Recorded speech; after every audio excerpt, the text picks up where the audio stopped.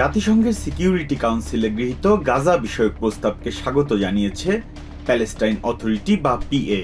President Mahmoud আব্বাসের দপ্তর থেকে জারি করা বিবৃতিতে বলা হয়, গৃহীত প্রস্তাবটি এমনভাবে বাস্তবায়ন করতে হবে যাতে স্বাধীন প্যালেস্টাইন রাষ্ট্রের পথ পরিষ্কার হয়। প্যালেস্টাইনের পররাষ্ট্রমন্ত্রী আগা বেকিয়ান শাহিন বলেন, এটি শান্তির দিকে পরিচালিত দীর্ঘ পথের প্রথম পদক্ষেপ এবং যুদ্ধবিরতি রক্ষাই জরুরি। জাতিসংঘের প্রস্তাবটি শান্তির দিকে চালিত দীর্ঘ পথের প্রথম পদক্ষেপ। এই পদক্ষেপটি প্রয়োজন ছিল, কারণ যুদ্ধবিরতি না হওয়া পর্যন্ত আমরা অন্য কিছু করতে পারতাম না। তাই যুদ্ধবিরতি রক্ষা এবং প্যালেস্টিনিয়ানদের জীবন বাঁচানোর জন্য এটি গুরুত্বপূর্ণ।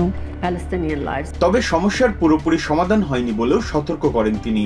মঙ্গলবার ফিলিপিন্স সফরকালে প্যালেস্টাইনের পররাষ্ট্রমন্ত্রী বলেন, এটি নিশ্চিত করতে হবে যে প্রস্তাবটি আন্তর্জাতিক আইনের আওতায় রয়েছে। সেই সাথে এটাও নিশ্চিত করতে হবে যে এই পদক্ষেপ সত্যিকার অর্থেই স্বাধীন প্যালেস্টাইন রাষ্ট্র গঠনের আকাঙ্ক্ষাকে ধারণ করে।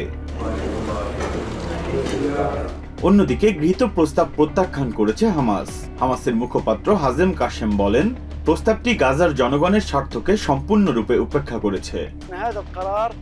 এই সিদ্ধান্তটি সম্পূর্ণরূপে ইসরায়েলি অবস্থানকে গ্রহণ করেছে এবং প্যালেস্টিনিয়ান অবস্থান ও গাজা উপত্যকায় আমাদের জনগণের স্বার্থকে সম্পূর্ণরূপে উপেক্ষা করেছে।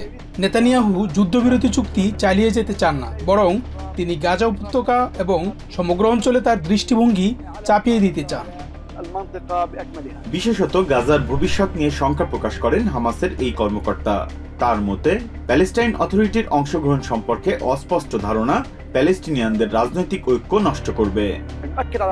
আমরা গাজা উপত্যকা এবং এর ভবিষ্যৎ সম্পর্কিত নিরাপত্তা পরিষদের প্রস্তাব প্রত্যাখ্যানের পুনরাবৃত্তি করছি, কারণ এটি প্যালেস্টিনিয়ান রাজনৈতিক ব্যবস্থার ঐক্যকে এছাড়া জনগণের উপর নিয়ন্ত্রণ আরোপের একটি নতুন ব্যবস্থা প্রতিষ্ঠা করে, যা দখলদারিত্ব প্রতিস্থাপনের নতুন রূপ।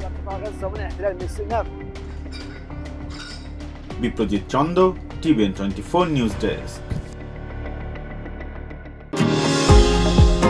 নিউ ইয়র্ক থেকে সম্প্রচারিত টিভিএন 24 টেলিভিশন বিশ্বজুড়ে বাঙালির কণ্ঠস্বর।